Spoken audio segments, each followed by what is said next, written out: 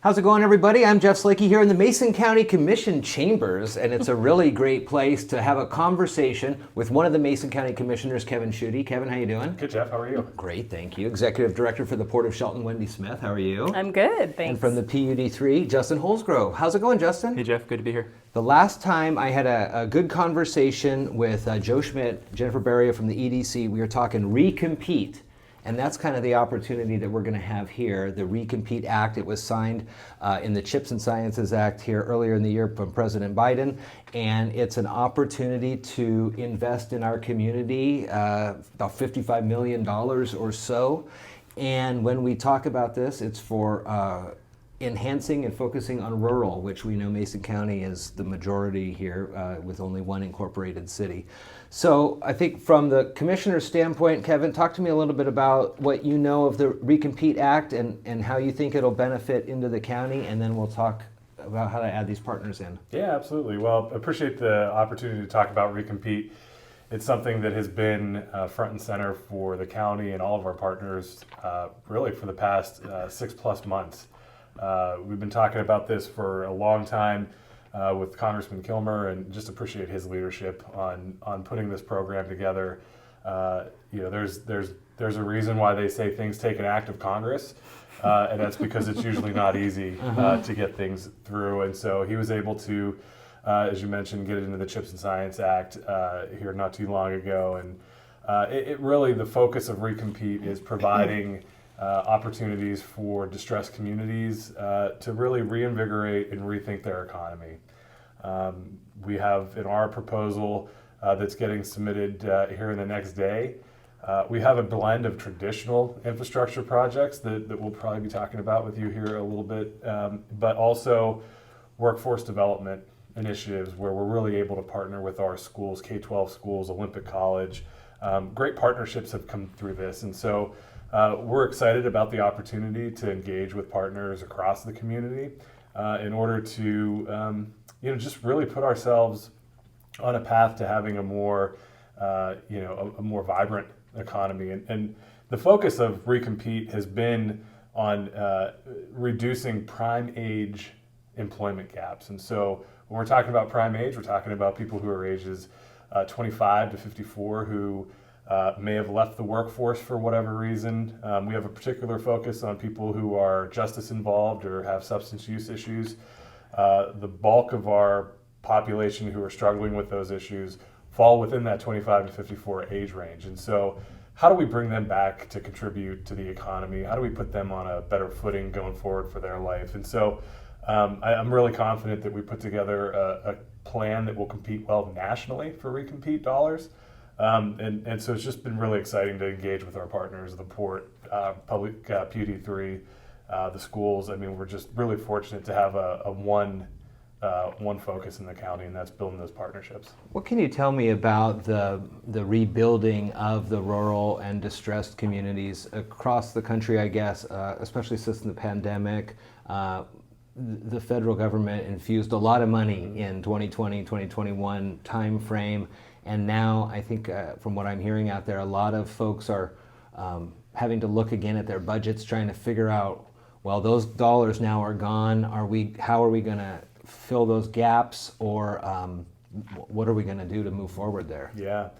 Well, the pandemic, I think, laid bare a lot of inequities across the country. And so rural communities like ours were not immune to that. And so through the American Rescue Plan Act, we were able to work more closely with partners that we likely wouldn't have otherwise. And so with the funding that we received through that, I think it really set the stage for our ability and opportunity to work together on RECOMPETE. And so being able to help PUD3 with substation projects in Belfair in the North Mason area, being able to work with PUD1 on some water infrastructure projects, being able to work with of course on the public health side, but also being able to get out there and work with small businesses as a community.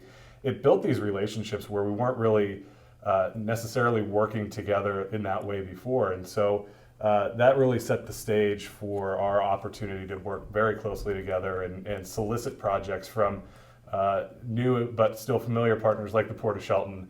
When we are able to execute our plans collaboratively, the whole community is successful. And so prior to the pandemic, a lot of our work was done kind of in one-off fashion or in silos, whatever you want to call it. And the pandemic really kind of brought us together to work a little bit more collaboratively. And so this is really the next step to that, where we're able to implement a local plan that has a Mason County focus, but that has really, really strong partners across the board, all committed to the same thing. This from the beginning was a no ego proposition. Didn't really matter whose name was at the top of the application. The only thing that mattered was Mason County. And so we were all able to kind of check those egos at the door, put forward projects that might have died on the vine otherwise, or would have taken years of us, basically standing in line at the legislature for them to fund, and really put us in a position to execute on those over the next 3-5+ years. I can imagine, Justin, as some of these conversations have been having in the last few months, PUD3's focus is connecting the whole community, both through power, fiber, and the like. And I can imagine you guys there are able to really explain, perhaps to the county commissioners on a real on-the-ground level, where those, we talked a lot about the last mile and how things will get out and build out until that last mile. And I know you guys are really focused on that. Was that a good collaboration there? You mentioned some substations too. Absolutely. In the north end and here in the Sanderson Field, Port of Shelton area, we've had a lot of requests come in for commercial and industrial development and residential development that we're definitely seeing and is important here in Mason County. But sometimes these loads come in, opportunities come in where they're very large loads. Think the type of electrical infrastructure needed to serve Sierra Pacific downtown. Yeah. Some larger, including, and some smaller. And that's a big draw on an electric grid, a rural electric grid like we have in Mason County. And so the need to develop the grid to be able to handle what's coming in the future so that we can provide, as a community, these good jobs that Kevin was talking about is so important. We are well underway in North Mason. You've seen the demolition probably of the Belfair warehouse. There's going to be a brand new switching station in there, high-tech type of electrical equipment, which will allow us to build additional substations in North Mason to be able to serve this load. We have a similar project that's in the beginning of design stages here in the South Mason County area. And so we've been working together through permitting, through conversations about what the needs are, through partnerships with the Port of Shelton and others in order to pull off these projects. It's interesting, we're all public entities here, and we all are here for the good of Mason County. We're not here to make a profit or to ship that profit outside of the area, but we're here for each other. I think that's really a key piece. If we have a question on permitting or a certain project aspect, we know all the players. We know everybody here. We see each other in the community. We shop at the same places. Our kids often will be playing on the same teams. And so we can pick up the phone and get a call in, and we know we're going to talk to somebody that knows that we're on the same team. And that's a really key piece in the infrastructure partnership side of things with Recompete and, ultimately going into the future. Yeah. We're all going to be here long into the future. And Wendy, on the port side too, kind of an interesting way to add you into this with both Sanderson Field and the Johns Prairie areas. Both are heavily reliant on the services provided by PUD and kind of that build out. And you and I have talked about this for years is, that infrastructure has to be there in the ground. Otherwise, as developers start thinking, that's the first thing they look for is, well, can we get right going? And if you can't, then they move on. How are these conversations impacting the port? And two, where you are in the port properties versus in line down to the State Patrol and even down to the Ridge, and how that all works out. Yeah.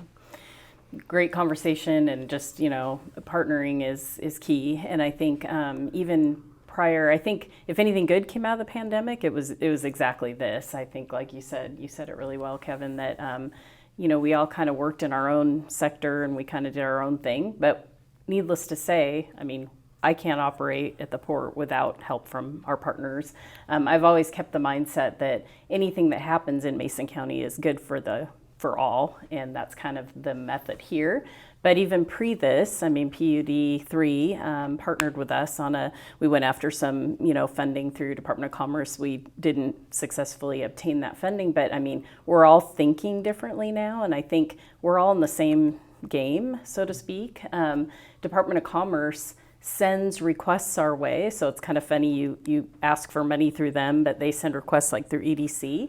And then they come forward to us, and more often than not, we're all sitting at the same table going, okay, well, how much power is there and how much water do they need? And, we're all looking at the same, essentially the same properties, the same ideas. So all of this comes together and just in my mind kind of creates the perfect, success is about who's at the table, but it's all of our minds. Like you say, we check our egos. This isn't about me. It's not about you. It's about the good of all. And I think this project has just proven that, wow, we are all better. Just even going through this, process has made us all like more aware and like that we're all partnering, and it's just been a great exercise, and, hopefully continues, into the future, like you said. So the RECOMPETE Act, and Kevin, you mentioned it briefly, it is a nationwide effort here. So Mason County is applying for this along with the rest of the country here. So what are some of the ways that you guys have worked on the application process to kind of bring you up to the top, work with Congressman Kilmer? I know the Undersecretary of Commerce was in town last month or something like that too. So how does all that help to when the scorers are there, they go, Mason County is deserving for some of this money?